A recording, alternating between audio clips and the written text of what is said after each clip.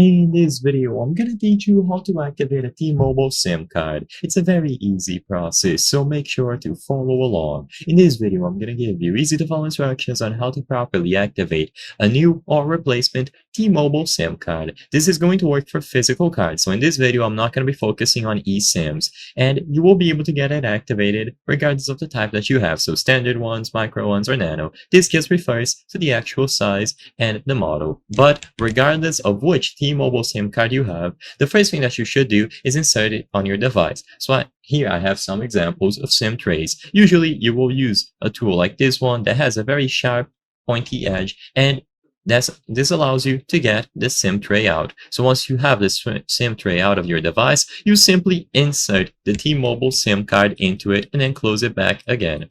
By doing this, the SIM card will be successfully inserted, and now you will be able to power on your device. Now, I recommend that you try making a call. If you try making a call and it works, then that means that the SIM is already activated and you don't really have to do anything else. You will be able to use mobile data, you will be able to make calls, send SMS, texts, and so on, and your phone number should already be good to go.